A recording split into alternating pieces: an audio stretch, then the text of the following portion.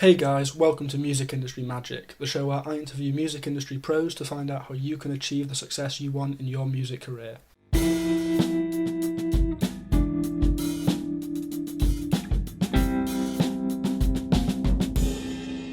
Hey guys, welcome to the fourth episode of the Music Industry Magic podcast. Today on the show we've got Reid Shippen from Nashville, founder of Robot Lemon Studios and co-founder of SongFarm. Really excited about this one today, guys. I think you'll enjoy it. Welcome to the show, Reid. To start off, do you want to just give us a bit about you and how you kind of got started in the industry? Yeah, man. Thank you for having me, Tom. I appreciate it. How did I get started in the industry? Well, like a million years ago,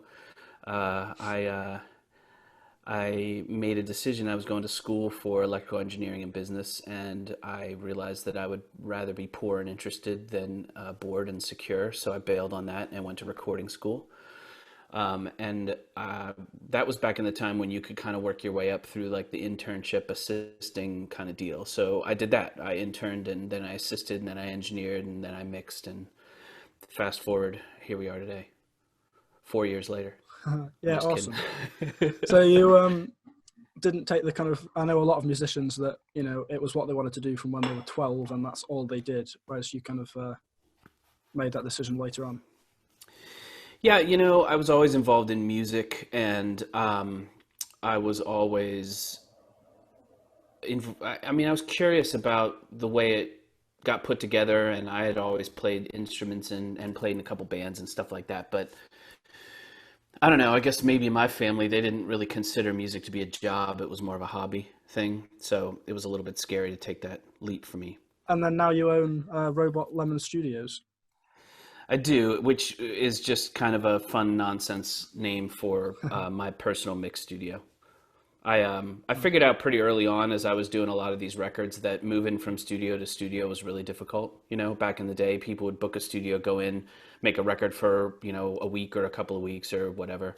Or if you're Michael Jackson, 3 years.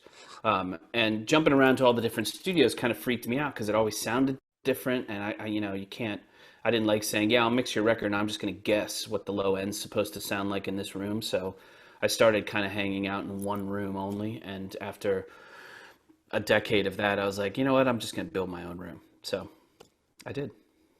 Yeah, awesome. So what does a kind of a day in the life of your job look like? Like, and what do you do on a day-to-day basis? Um, a lot of what I do is mixing. Probably 75 to 80% of my work is mixing. So, a mix day for me is kind of cush at this point. Like I made a decision to have a full-time assistant engineer, which is expensive in one sense of the word, but it also allows me to focus on mixing, and then when I'm not focusing on mixing, to not focus on mixing. You know, Yeah. so I'm really lucky. I get to walk into the studio, and there'll be a song that's just marked as ready to go, and I get to open that up, and I'll listen to the rough mix to just kind of get an idea of what we're doing thematically, and then I'll just dive straight into mixing. And when I get it to the point where I really like it, I can just hit save and walk out the door. And my assistant will print it and send it to whoever needs to send it to, and that's kind of the very rough process. Yeah, awesome. So you're really advantaged position there, Hmm. yeah. So then you're also part of SongFarm, which is helping to build studios in schools, if I've got that correct. Yeah. When you're fortunate enough to have a good level of success in, I think, any business, I think it's incumbent to help other people out. Send it back down. I grew up with mentors, and it's tougher to provide mentorship within the paradigm of the music business right now, especially in recording. But I think you have to give back. So myself and my co-founder Ross just decided that we wanted to help kids in schools have access to music tools, regardless of how much money they had, right? We wanted to Yeah. make sure the art stays in schools, because in this country, they're not, the first thing to go in the schools is the arts. So we just started working on an idea that turned into SongFarm. We were lucky enough to partner with Save the Music, and hopefully we'll keep expanding this until we can get it in every school in the country. It's Yeah. a Yeah. pretty audacious goal, but you know what, man? Even one person, man, I would have given anything at 16 years old for someone to be like, "Here's all the tools you need to make a really cool record. Go make it." Like, I Yeah. just would have been over the moon. Yeah. So, from that point, kind of advice for musicians. If you've got someone that's like, 16, 17, wanting to start a career in music, what kind of advice would you give them? Well, decide what you want to do, right? Find the thing that keeps you intensely interested. Like, a key to being really happy in life is to finding that thing that keeps you interested, the thing that puts you into a flow state, where you would just work for hours, no food, no nothing. Like, this is the thing that you absolutely love, and try and figure out a way to do that for every day for the rest of your life, which in my case, maybe yours, maybe other people's cases, it's listening to your heart and not your parents, or to your social circle or whatever. Most of the people that I look up to, most of the people that have done really amazing things on this planet, everyone thought they were crazy. So when someone's like, "Dude, you're crazy to go into music," it's like, yeah, you probably are, but if that's what you have to do, do it. On the other hand, if it's just like a passing, I say this to students a lot, if it's like, yeah, music kind of sounds cool, just quit. Like, you're not going to make it, because somebody who is bleeding out of the eyes and will work 18 hours a day to do it is going to kick your ass if you're just like, yeah, I don't know, kind of sounds like a fun thing, I might mess around with it, right? So basically, focus, find your purpose and focus. Kind of more specifically towards the mixing side is, what do you think makes a song good? Like, what makes it sound good and people enjoy listening to it? Well, that's a good question. I mean, the first thing that makes a song good is a good song. Like, there are great songs that are mixed pretty horribly that are still great songs that I'm still going to listen to. There are really boring songs that are mixed fantastically that I really don't care about listening to. So, I mean, the first thing you have to have is a great song and a great artist and a great performance. That makes the most difference. And when you're making records, it's incumbent upon you, especially if you're producing, obviously, to say, hey, we're not going to go in and cut it until it's great. Like, push it until it's great. Um, and then for me, the thing that makes a mix great is I can get emotionally involved in it. Whatever it is in that mix that just gets me amped or gets me like super emotionally involved in it is the thing that I key off of. I think mixing is more about emotion and feel than it is about technical knowledge or something sounding good. Yeah. So then, on the other side of that is, before it makes it to being mixed, and you've got to get the good song there. What do you think contributes to that? Kind of like melody, harmony, emotion. Well, let's assume that you're starting with a good song and a good artist, right? Um, then the trick is finding a way to get that artist into a mindset where they're ready to take risks for you, where they feel comfortable and safe and they can kind of let themselves go. It's the difference between like walking into a bar sober and talking to a girl and, having a drink or two and talking to a girl. You want the inhibitions to leave a little bit so that, maybe they can access something that they might not access if they don't feel comfortable. And artists are about feeling comfortable, like you want to get them in a really good zone for creation. Once that happens, then just stay out of the way and always be recording, because a lot of times that magic happens the very first time they sit down. I can't tell you how many times like the first pass through a song has been the winner, even though you go and do a million other passes of the song. Sometimes the first one is just magic. Same with mixing. We were just on a pure mix thing, me and Vance Powell and Dave Cobb, and Dave and Vance were talking about some of the records that they've done, and they're just doing rough mixes as they're recording, and then when they go back to the mixing stage, they can't beat their rough mix. And the reason why they couldn't is because when they were doing that, they were in flow, they were in a flow state, they were being creative, and they were doing things without thinking about them all that much, and it just kind of felt good. And then when you go in and think about it, sometimes you just can't get it to feel good. So just being aware of that and making sure that you capture it is a huge advantage. Yeah.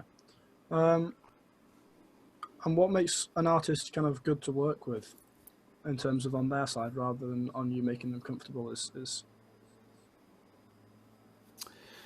One of the things that makes an artist great to work with is the fact that they know what they want.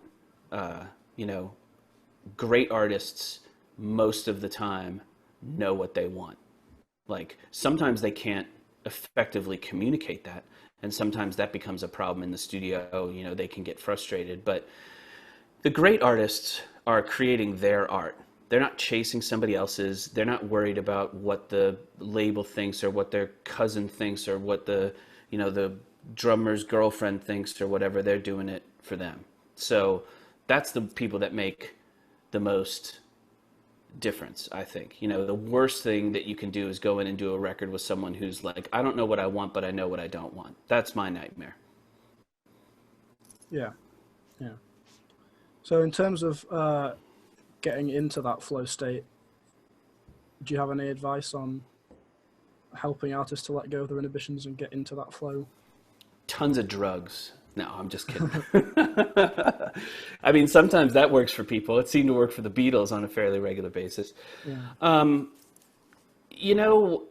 Again, being the person in the room that makes somebody feel comfortable and relaxed, right? Which in my experience has been a lot of that is being the person in the room that doesn't have an ego. Recording, like being a recording engineer, a mixer, a producer, in my opinion, it's a service industry. Like we're here to make sure the song is great and the artist gives a great performance and it's as good as it possibly can be. And sometimes that means fighting with the artist about stuff and obviously having strong opinions, but doing the work mentally and emotionally to make sure that what you're doing is you're doing it for the song. You're not doing it to prove that you're a badass, and you're not doing it to, make things sound like you or whatever. Most of the really great producers are in there just trying to make the best product they can. Sometimes they're a pain in the ass about it. And, there's a lot of people who, I'm not going to name names, but there's a lot of really famous records that a couple people I know have done where the people who have done those records never want to work with that person again. But yeah, they also made an incredible record, right? So, I don't know. Yeah. And then you're based in Nashville, right? Yep. So how about you? Where are you? I'm in a place called Macclesfield, which is a town near Manchester in England. Cool. Yeah. So, do you think location can impact the success of your music career? Obviously, Nashville is a very musical place. There's lots of artists and stuff surrounding you. Yeah, I mean, I don't know. I don't know how far you're gonna get as like music goes when you're living in, like East Jesus, right? You've gotta be around people who are making music and be around some sort of way to monetize that. I mean, there's successful people working in the United States in a bunch of different areas, but it really does seem to concentrate in LA and Nashville, primarily. And then obviously there's other places, and there's great people working in the middle of nowhere also, but that's few and far between. So sure, like, it's going to be really, really tough if you're a 2-hour drive from anything to find people who you can work on, especially when you're coming up. Yeah. And then, do you have any advice for networking within that music scene and building connections? I've been fortunate enough to hang out with a bunch of people who do startups, entrepreneur stuff. And and I actually even co-teach a class on music business, entrepreneurship and disruption. And the two things that we say are the most important are and we've kind of touched on the first one, is reputation, which I like to condense into don't be shitty, and Rolodex, which is who you know. So if I could go back and talk to my 20-year-old self about that, I would remind them, and I would work 10 times harder on networking into absolutely everyone that they possibly can. We Our students are all music business students at uni, and we tell them to, one of the assignments that we give them, or at least before there was a pandemic, Yeah. one of the assignments we give them we call Mission Possible, and it's like identify the person who is your long shot, like you're 1 in a million man. I would love to talk to this person or work for or with this person or whatever, and go get them. Like find a way to make it happen, because you'll find that most people who are really successful because they failed a ton, and they've learned from their failures that everybody fails. It's no big deal. You just have to keep going. I swear, I know 4 or 5 multimillionaires who all started selling either books or knives or vacuums door to door. And I'm convinced that the reason why they're successful is because they got told no 10,000 times and they kept going, and they realized that you have to get told no 10,000 times. So I would go out and network as much as humanly possible, and use exponential law when you do that. You go talk to one person, and then you say, hey, who else could I talk to? And then you get to go to those 3 people that they mentioned and say, hey, Mike told me to call you. And then you do that with another 3 and another 3, and pretty soon your network is vast. So I think it's crucial. Networking is crucial. Yeah, and you touched on there about the pandemic. How has that affected your music and stuff? I mean, it kind of sucks. Work is pretty dead. We had a handful of records set to go in and record, and we can't, obviously. All the studios are closed. Musicians aren't working. There's a great deal of uncertainty in the music industry right now because a vast majority of what artists make is touring, and a lot of the artist tours are canceled. Like, they're canceled through the summer and now into the fall, and my guess is they will probably cancel for the rest of the year just as this whole thing unfolds. And a head of a label that I was talking to the other day said, he was like, man, I love live music, but I don't know when I'm going to be comfortable in a crowd of 3,000 people anytime soon. And that's, I think, a very real consideration. So it has wide-reaching implications for the music business. And it's devastating to talk to friends who are singer-songwriters, who work restaurant or bar jobs, to make ends meet when they're not playing out or when they're not on tour, musicians, stuff like that. And they're just getting crushed, right? Yeah. Like, what can they do? They can't go earn money from music, and they can't earn money from their regular job. So, I mean, it sucks. So, we've been trying to help people as much as possible. There's a lot of options for musicians, especially in Nashville. There's a lot of good options for musicians, but still, it's got to just be scary and horrible. Yeah, and like you said, even once they can start up tours again and stuff, people aren't going to be comfortable in crowds, and they'll, so sales might drop and stuff. Yeah, I think it's going to take a while for this to even out. It's we've never dealt with this before, right? It's going to be interesting. Yeah, definitely. And if you could go back and talk to yourself when you started your career, like if you go back and talk to your 20-year-old self, what's one piece of advice you would give yourself and make sure you hammered in?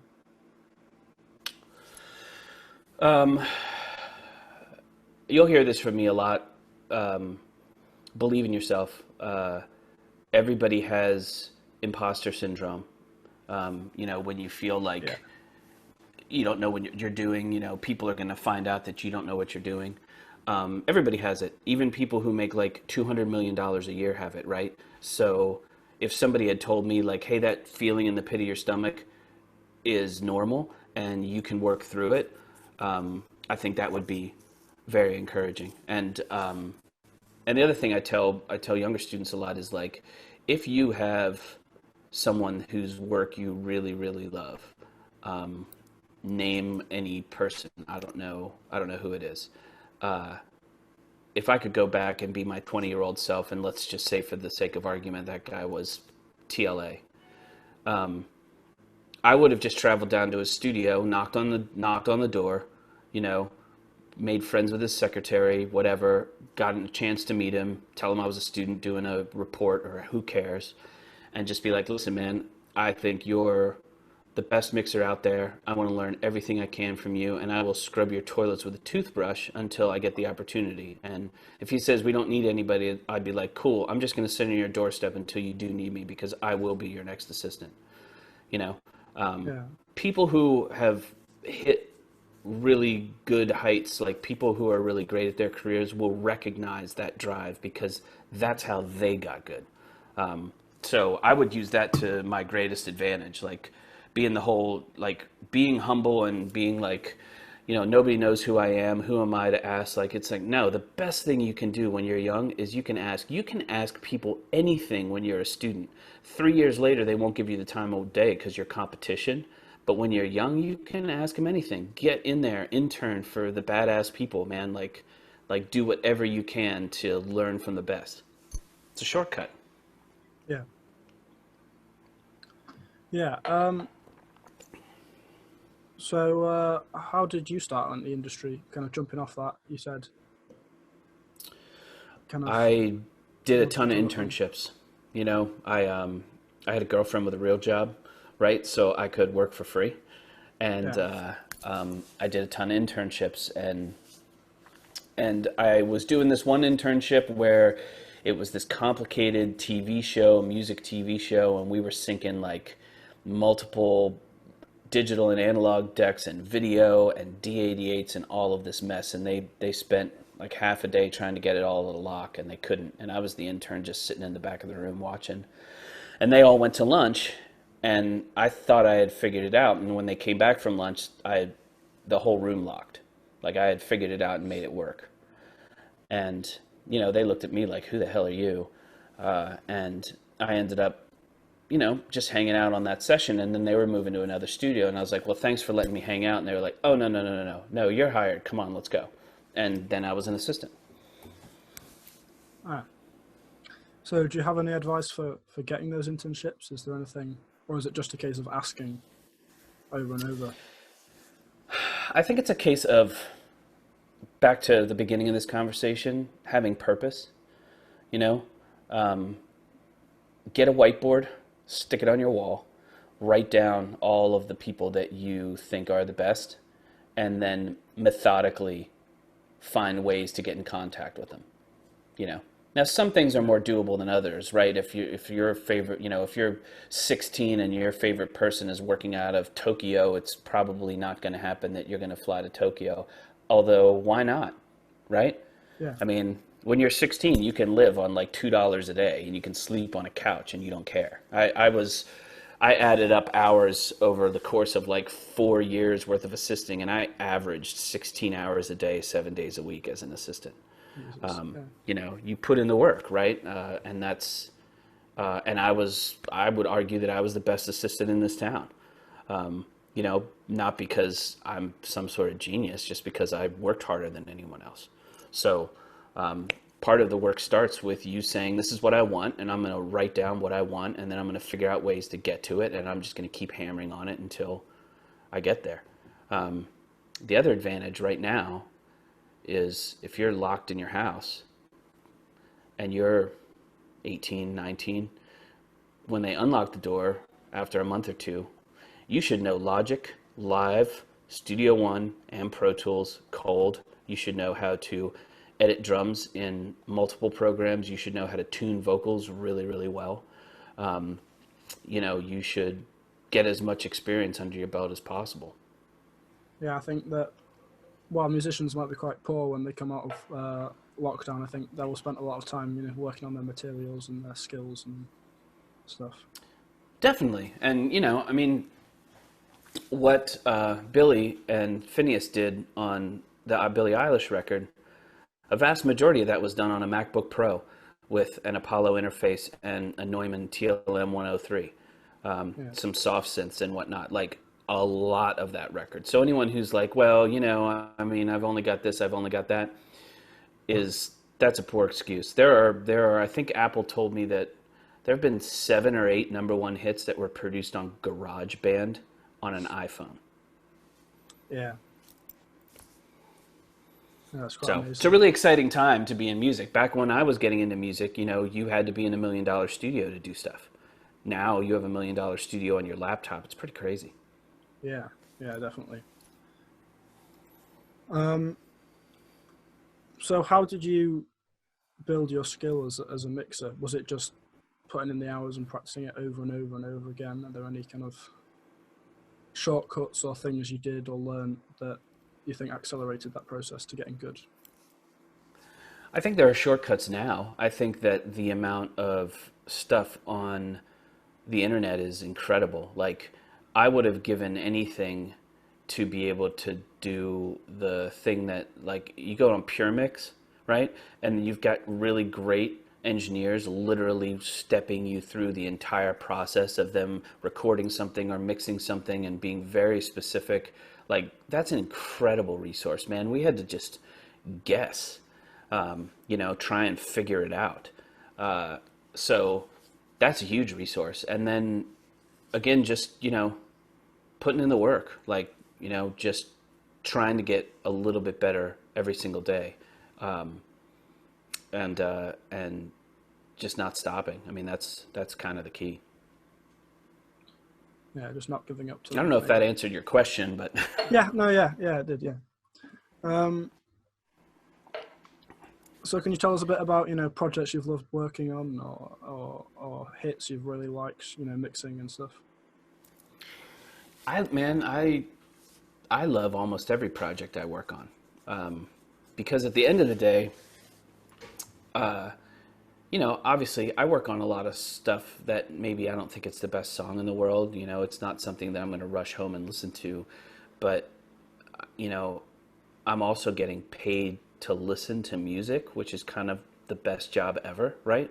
Yeah, So how bad can it be? Like, there are much worse things in this world than me complaining that, the drum sounds weren't good on a song, right? So I try and put it into that perspective. I see everything as a challenge, and it's hard to maintain that level of focus because a lot of times you're going to work on kind of crappy stuff, especially when you're starting out, because you're working with people with not a lot of money and not a lot of experience. But you'll also you'll sharpen your sword a lot by getting good at that stuff.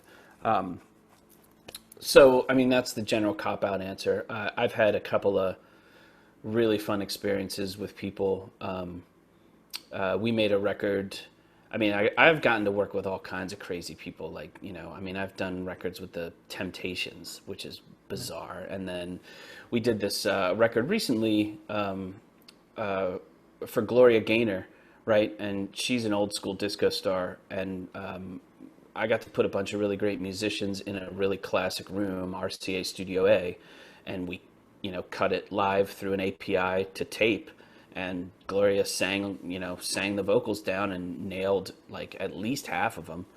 And it was just an incredible recording experience with a bunch of people who wanted to be there and an artist that was totally engaged and pro and a really great singer. And is she like Ariana Grande, like the most popular person around? No, but was every day working on that record a joy? Absolutely. So I love those records. Working with guys like Johnny Lang and Mark Broussard, with Dierks Bentley and Kenny Chesney and Little Big Town, and Pink and Elle King, and I mean, there's so many great people out there. It's just a blessing to be able to do this. So I try and yeah, find the bright side on everything. But yeah, I mean, every once in a while something amazing stands out. yeah. And on that, sometimes working on projects that suck or aren't so great. Do you ever like kind of reject work? Do you ever get to the point where you can kind of be like, no, I don't really want to do that project, or Yeah, I mean, sometimes people will send me stuff and I'll listen to it and realize that I'm probably not the right person for that project. That normally fits into one of two categories. One, there's someone else who would just crush it, right? I have sent records to friends who I just thought would be better at that record than I would be. And then two, there's also projects where it's just not ready, you know? It's Yeah. not at a good level, and I would feel bad taking money, and it's usually a fair amount of money to, Yeah. I've told people like, hey, listen, like, maybe you should go back and spend a little bit of the money that you would spend on mixing, like fixing this or maybe making this better or whatever, and then we can talk. And if that ends up going to somebody else because they don't want to hear that, that's fine. And, if it ends up they need to spend extra money to make it better and then use somebody who's less expensive to mix it, it's going to make a better product, right? I just don't want to, I don't want to burn through stuff that isn't ready yet just to take someone's money. Yeah.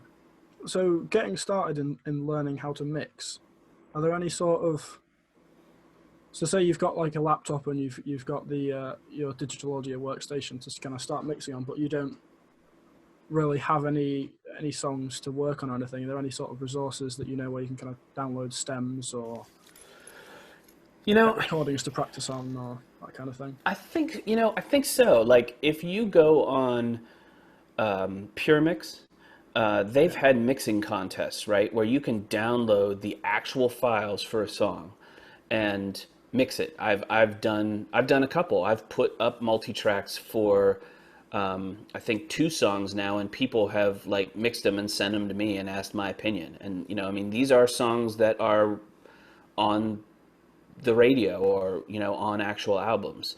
I think Produce Like a Pro has something similar. I'll bet Mix with the Masters also has something similar. Like those resources are out there. I couldn't think of nothing more eye-opening. A way to. You were talking about shortcuts. Like if you get to download a song that Andrew Shepp's mixed and you get to download his Pro Tools file and he's basically opening the kimono and showing you like all the inner workings of that stuff, that's a huge advantage. Now, you may not mix the way Andrew mixes because he's different than Vance is different than me, is different than Serban or whatever, but it'll at least give you some ideas and a place to start or just some inspiration. So I think that's a huge advantage. Yeah. And kind of to wrap up the interview, as sort of a summary of points you've already mentioned or a new point or anything, is there like one short piece of advice that you'd want to give anyone getting into the music industry? Yeah, the growing up near New York City version of it is don't be shitty. But the St. Augustine attributed version is be kind, for everyone is fighting a great battle. Keep in mind that people who are making music are pouring their heart and soul into it. You may not like it, but somebody else, it's their life's work. So you have to respect that and be the coolest person in the room, right? Be somebody that people want to be around. You can be insanely talented and no one wants to be around you, or you can be moderately talented, but people want to be around you. And I think you're going to find that the second person more or less is more successful and is certainly happier than the first. Yeah, awesome, man. Thank you so much for the interview. It's been really great chatting to you. Yeah, so nice to meet you. Thanks for reaching out, and I wish No you worries. and your audience the best of luck in their endeavors. Yeah. Thank you very much, man. All right, See ya. thanks, Tom. Bye. Bye.